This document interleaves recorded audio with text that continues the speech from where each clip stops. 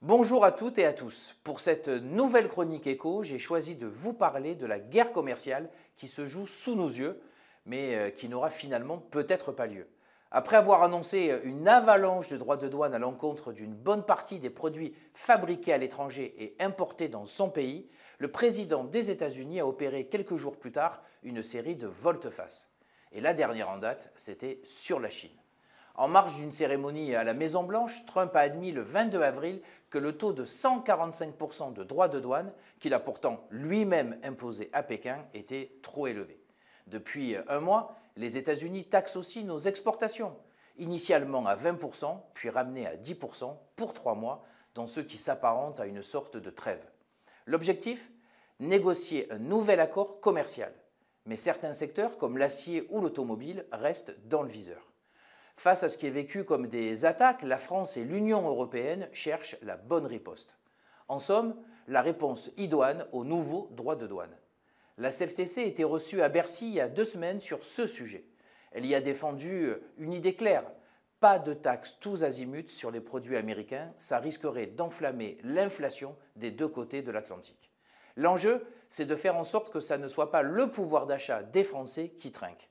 Pour ce faire, il faut viser juste, avec des droits de douane ciblés sur des secteurs où les États-Unis dominent, pour pousser la relocalisation d'industries stratégiques comme le secteur pharmaceutique ou encore la défense. Nos exportations vers les États-Unis, c'est seulement 1,6% de notre PIB, bien moins que les 4% de l'Allemagne. On vend surtout des produits haut de gamme, avions, médicaments et bien sûr nos vins et spiritueux qui pèsent 4 milliards d'euros. Et rien ne dit que les droits de douane cassent l'appétence pour ces produits.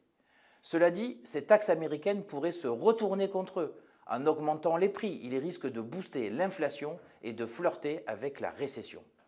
Cette situation vient de pousser des États fédéraux américains à saisir la justice contre l'État central, ce qui pourrait préfigurer d'autres reculades. Alors, comment l'Europe doit répondre et réagir ? Bien, en prenant le temps de mesurer les impacts.